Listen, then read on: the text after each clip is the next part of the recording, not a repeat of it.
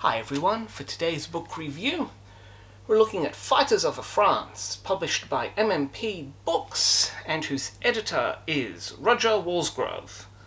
This is a Polish-produced book, and so the drawings and the editorial team have Polish names, which have plenty of vowels, and I have no desire to insult them by mispronouncing them. So just look up Fighters of France, MMP Books, and you'll get all the editorial authorial, if that's a word, and illustrative details there.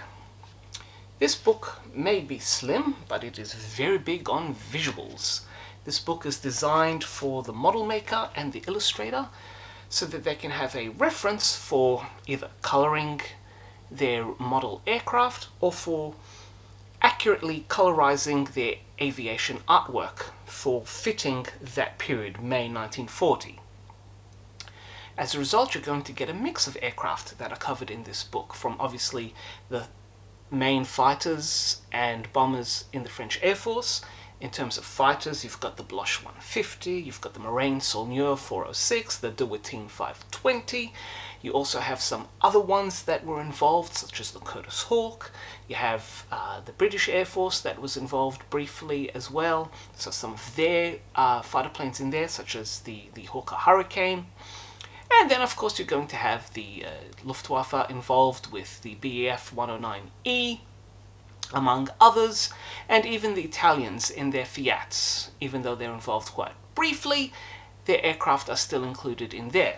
And as you're seeing up here on the side, plenty of exquisite color profiles with some descriptions regarding colors, units, etc. There's a concise description of how the invasion and how the air battles went during those pivotal weeks in May.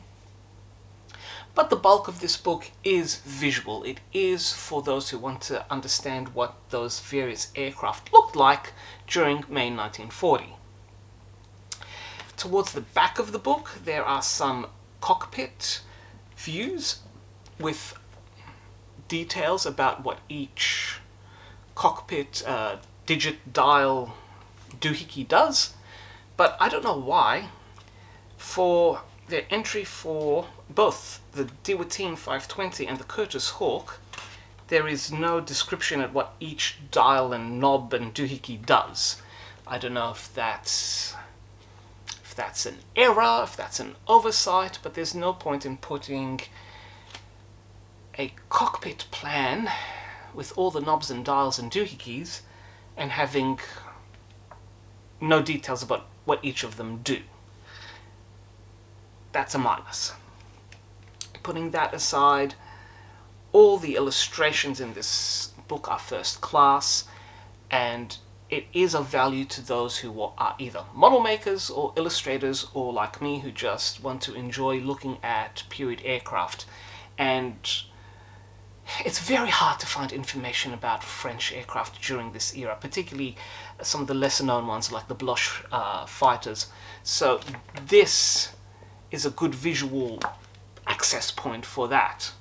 For those looking for a more detailed analysis about how the air campaign over France in May 1940 was fought, this new book by Osprey, France 1940, a part of their air campaign series, is fantastic because, as typical with Osprey, it is concise, lavishly illustrated, and it has links in the bibliography for more detailed books should you wish to read more. You understand when you read this, as well as other books about the land campaign, that the invasion of France was a hard-fought campaign, and anyone in the know would understand that the stupid rumor that the French just simply surrendered is nothing short of offensive.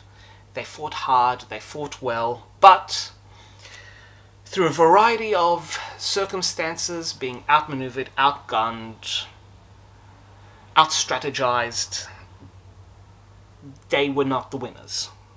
It was not just simply, we surrender. But that's neither here nor there. For those who wish to find more information about the details of the air campaign, check out this book, For those of you who wish to enjoy the visuals of all the fighter aircraft and some of the bombers from the various airplanes and air forces involved, this book is a visual treat.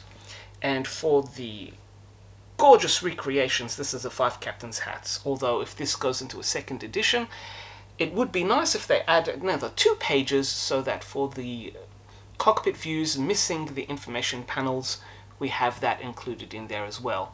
That's just a teeny tiny suggestion, but overall this is an exquisite visual book. Model makers, painters, artists will absolutely love poring over the unit details, the color schemes, and even the color bars that are included in this book. So if that's what you're into, by all means, check it out.